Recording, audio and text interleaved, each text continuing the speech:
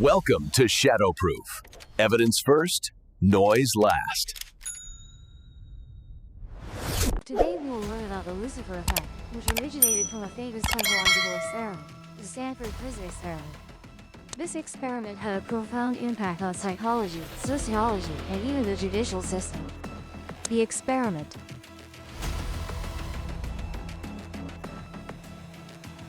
The Stanford Prison Experiment was conducted in 1971 in the basement of Stanford University. The purpose of the experiment was to demonstrate that when ordinary people are placed in special circumstances, or given special power, or assigned a specific role,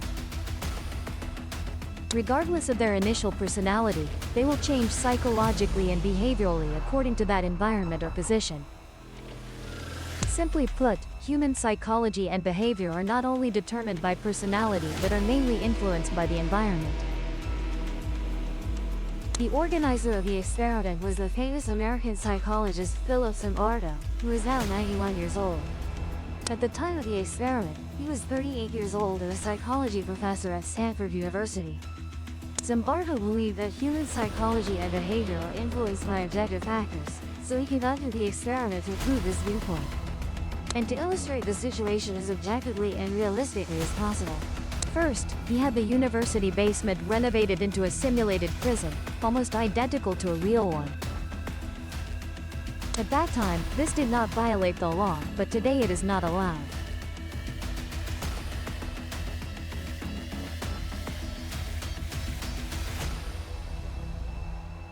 $15 in 1971 is equivalent to about $100 today. It is said that nearly 100 people applied at the time, and from them, 21 were selected. Among these, 10 played the role of prisoners and 11 played the role of guards. Roles were assigned randomly. Initially, most wanted to be prisoners, because for many, the experience of being a prisoner was very rare. But later, they might change their minds. The selection of these 21 people was very thorough. They conducted psychological tests on all candidates and performed background checks. Finally, they selected 21 ordinary people. These people had no psychological defects or violent tendencies. They were as normal as could be, meaning they were very mild-mannered and had no complex social backgrounds.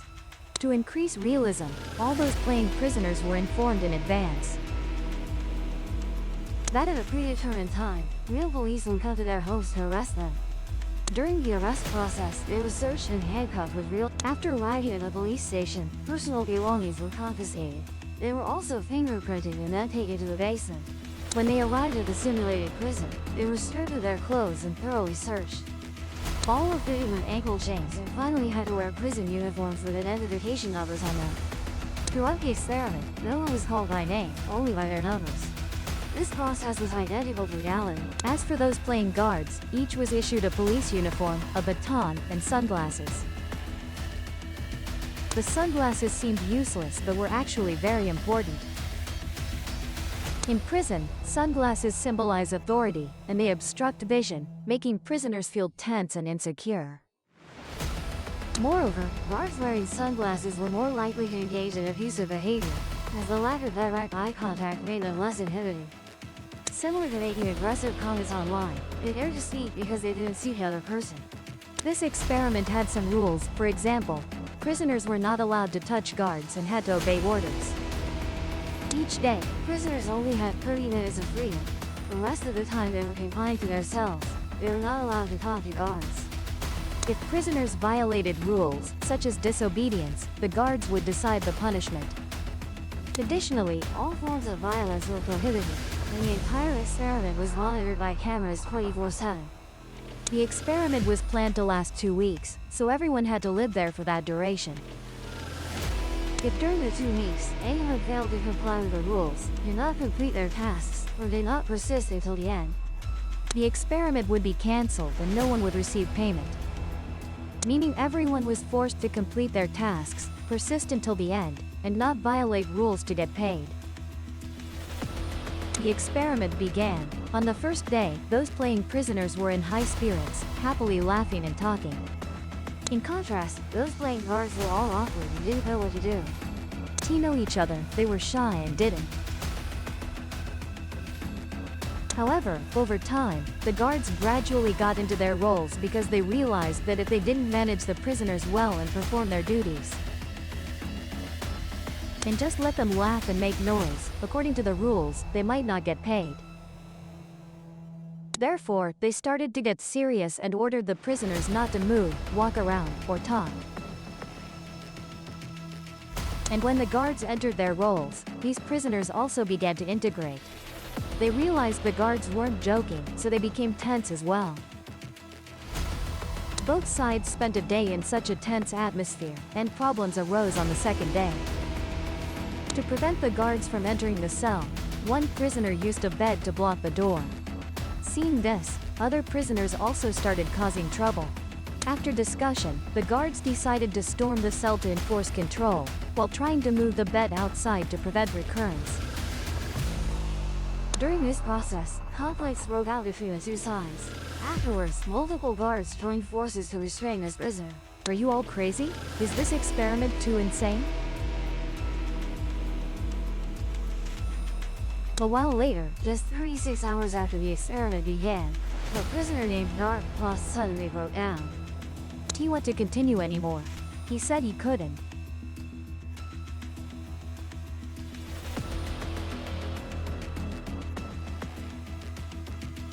After discovering this situation through surveillance cameras, Professor Zimbardo entered the cell to prepare to release Dark Plus. As it turned out, when about to be released, Dark Plus himself refused to leave. Why was that? According to analysis, Dark Plus had reconsidered an ad vote. If he left, everyone wouldn't get their money. Therefore, essentially at this point, he was psychologically bound by the others. Although he really wanted to leave, he ultimately chose to stay. He was very concerned about the gazes of those around him. Finally, Dr. Zimbardo determined that Dark Plus' mental state was unsuitable for remaining in the cell, so he unilaterally withdrew him from the experiment, while the experiment continued. By the third day of the experiment, the observation team noticed the guards' attitudes becoming increasingly aggressive. Each day they conducted 3 strict roll calls with the prisoners, including one late at night. That night at night, while sleeping, they were awakened for roll call. Moreover, whether day or night, the guards strictly prohibited prisoners from talking. Actually, this wasn't in the regulations. The regulations only stated that prisoners and guards shouldn't talk to each other. But these guards demanded that even among prisoners, conversation wasn't allowed. For disobedient prisoners, the guards would lock them in dark rooms, deny them bathroom access, or make them do push-ups. Even worse, the guards began tormenting prisoners. Since violence wasn't permitted, their methods of torment mainly involved banging on cell doors with their tongues, disturbing the prisoners' sleep. These behaviors weren't arranged by the experiment team, but were devised by the guards themselves. And starting from the 4th day, the prisoner side also underwent changes. They began to become extremely submissive, with no one daring to resist anymore. Even with the guards' excessive demands, they absolutely complied. For example, if the guards told them to do push-ups, they would do push-ups. If the guards told them to clean the toilet with their hands, they would do it without a word of complaint. Moreover, these prisoners even started thanking the guards. This phenomenon resembles Stockholm Syndrome, where victims gradually identify with their oppressors. And as prisoners developed Stockholm Syndrome, the guards became increasingly aggressive. On the 5th day, the guards began exhibiting inhumane behaviors. For example, they ordered prisoners to lie on the floor and sat. Other prisoners just stood watching, with no intention of resisting. At this point, the monitoring team noticed some prisoners showing clear signs of mental disturbance. For example, trembling bodies or vomiting symptoms. Therefore, they invited a real prison chaplain for psychological consultation, having the chaplain directly examine these prisoners' conditions. After examination, the chaplain told the experiment team that these role-playing prisoners were behaving exactly like real prisoners in prison. The chaplain believed this experiment was extremely inhumane and should be terminated. However, Zimbardo thought the experiment couldn't end yet. Later, on the 6th day, all other experiment monitoring participants felt the experiment had become extremely inhumane. And so, they successively demanded the experiment be terminated. Even Zimbardo's wife demanded he stop the experiment. With no other choice, Zimbardo decided to end the experiment there. This experiment was originally planned to last 2 weeks, but ultimately only proceeded for 6 days before having to stop. But at this point, the guards expressed disagreement, saying they saw nothing wrong and the experiment should continue. Perhaps part of their psychology at that time was due to their fear of not getting paid, although in reality, everyone was eventually paid. Although this experiment was stopped, Zimbardo still believed he had obtained the answer he desired. That is, as the environment or social status changes, people will undergo psychological changes, even in personality. Those playing the role of guards initially hesitated, but after just over 10 hours, this kind of hesitation completely disappeared. Even within a short day or two, they began to believe that using some inhumane or humiliating methods against prisoners was reasonable. Therefore, Zimbardo believed this experiment proved that human personality can be influenced by power, status, and environment. He believed that there is no inherent distinction between who is good or bad, who is capable or not. Everyone is the same, it's just their environment, power, and status that differ. In other words, a criminal, if placed in a market role, could also perform well.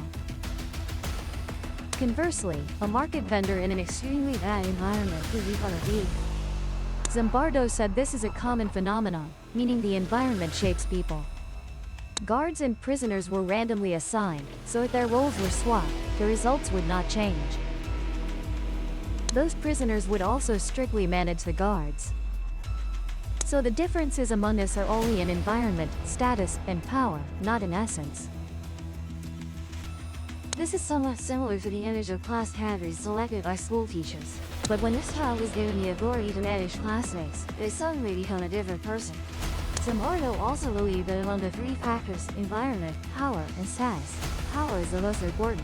People often have a psychological awe of power, so its impact on personality is immense. And at this point, we also need to discuss why Zimbardo wanted to conduct an experiment to prove this. That is because Zimbardo was born into poverty, and many of his childhood friends grew up to become criminals. Before he conducted this experiment, both medicine and sociology believed that human personality was more influenced by innate factors. Meaning, the primary factor affecting human personality is genetics, with little relation to later environmental factors. Perhaps this is the traditional view, like father like son, meaning people used to think that children of the elite would also be elite. And children of criminals were very likely to become criminals. But Zimbardo believed otherwise. He believed his former friends were all good people. It was due to harsh life circumstances that they helplessly became criminals. And he used this experiment to prove that each of us has the potential to become a devil, depending on our living environment. If you are in hell, you are a devil. If you are in heaven, you are an angel. Additionally, he believed that when people are granted a special kind of power, they become extremely aggressive. This was also proven in the experiment, so Zimbardo called this phenomenon where power turns people into devils the Lucifer Effect. Initially, it was used to explain why Nazis became so cruel. They were originally ordinary people, transformed into demons by the influence of power. And in fact, during the experiment, not only the guards turned into devils, but Zimbardo himself also changed. Those around noticed that Zimbardo seemed to have undergone some personality changes.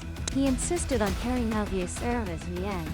Finally, his wife and colleagues had to stop him to prevent the situation from worsening further. Zimbardo's experimental results later caused a huge reaction in the psychology field, even influencing its development for decades. However, many people doubted his experimental results because later someone tried to contact the participants. The result was that those playing the guards said, although Zimbardo did not explicitly tell them to manage the prisoners strictly. Zimbardo did say it had to be just like in a prison, the more similar the better. So these guards thought, the stricter, the more similar, as they understood it. Additionally, a guard named Depp said that when Zimbardo and others supervised the experiment, they were in the next room. The guards couldn't see them, but they could hear Zimbardo and others talking. Once, Zimbardo stood right behind the wall and said, "Look at that guard, turn him over there, face the guard." Depp heard it and thought it was directed at him, so he thought he should act a bit, then stood up, pretended to be sick for a while, and walked to the corner. His point was, after all, this is a job, so I should wholeheartedly complete this performance to meet the director's invisible demands. Although not all participants said they were acting, it's imaginable that if just one or two started performing, the atmosphere would be stirred up. So later, it's entirely possible that more people joined in and performed. And if this was just a performance, then the results of this experiment would be meaningless. Because if it's acting, you can perform however you want, and achieve whatever results you desire. So many people doubted that his experiment was meaningless. Later, another incident dealt a heavy blow to Zimbardo's. That was in 2006, when a very special bank robbery case occurred in the United States. The process of committing this crime was exactly like in the movies. On August 7, 2006, 4 masked robbers entered a bank in Tacoma, Washington, USA. Among them, 2 carried automatic rifles, while the other 2 preferred to carry handguns. The handguns even had red dot sights. The weapons these 4 carried were very modern. We are robbers.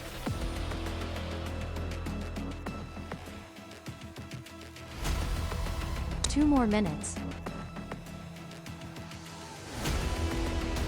The one with a handgun immediately jumped over the teller window and ordered the staff to hand over stacks of $20, $50, and $100. At the same time, they ordered another employee to open the safe, and then the 2 quickly gathered the money into it. 2 minutes later, someone outside the door shouted, "Go!" These 4 quickly took the money and left the bank. After running to a dark alley, they got into a pre-prepared car and fled. Later, when the police arrived, they discovered from the bank's surveillance footage that these 4 robbers took only 2 minutes and 21 seconds. Their coordination displayed a high level of military organization. The precision throughout the process was said to be at military grade, so it was suspected that this was a crime committed by military. However, the police had no clues at all, no fingerprints, nothing whatsoever. However, a witness later accidentally remembered a license plate of the getaway car, and 3 days later, through this license plate, the police caught one of the robbers. The person arrested was the driver named Alex Bloom, a member of the U.S. Army Ranger Battalion, only 19 years old at the time. And then Bloom revealed the other 3 accomplices, who were still serving in the military and were all soldiers from the U.S. Ranger Battalion. The U.S. Ranger Battalion is the elite force of the Army. The U.S. Special Forces and even the U.S. Marine Raiders are soldiers selected from this ranger. The mastermind of this robbery was Bloom's superior.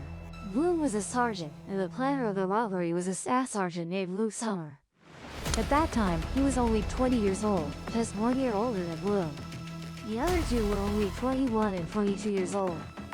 After 2 years of trial, the mastermind Summer was finally sentenced to 24 years in prison for planning and executing the armed bank robbery, as well as illegally possessing firearms and grenades. The other 2 accomplices were sentenced to 11 and 12 years in prison, respectively. The issue with Bloom, the first one arrested, was that he was only sentenced to 16 months in prison. Why was Bloom sentenced so lightly? The first reason was that he confessed and implicated his accomplices. And there was another important reason. Bloom's defense team included Dr. Zimbardo. So why did he participate in the defense? It was because he felt this case fit his theory perfectly. At that time, Zimbardo told the court and the jury that the mastermind Summer was Bloom's superior, so Bloom believed this bank robbery was a military action. Zimbardo said, unfortunately, Bloom's training environment was extremely harsh and strict. Living in such a military environment for a long time, people gradually lose the ability to make accurate judgments and only know how to obey. Therefore, the bank robbery was not voluntary or spontaneous but was caused by external circumstances and the influence of authority. Due to support of the Stanford Prison Experiment results, the court ultimately sentenced Bloom to 16 months in prison. However, after Bloom was released from prison, problems arose. He publicly admitted to the media that at the time of the robbery, he clearly knew it was a robbery. And he also knew it was a criminal act, but he still decided to do it. His confession made people suddenly feel that Zimbardo's experiment results could potentially be used to help criminals escape punishment. That is, if his theory were established, then almost all human crimes would be due to unavoidable actions, all caused by the environment. People would not need to take responsibility, and ultimately, no one could be held accountable for crimes. And even more frightening, many individuals might exploit this to commit crimes. Oh, I had no choice, I didn't.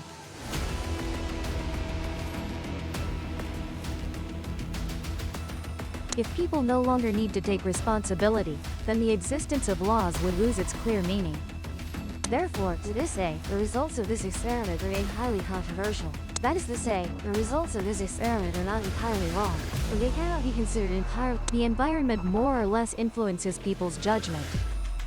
Actually, I feel that the most frightening aspect of Zimbardo's experiment is not how people can become evil after gaining power. But the scariest part is that anyone has the potential to become a devil.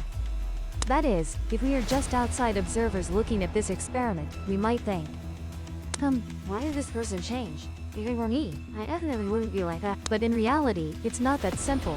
Anyone placed in that environment could become just as terrifying. Thank you for watching. If you'd like, please subscribe to catch the next videos, or if you have time, you can watch more videos on the channel.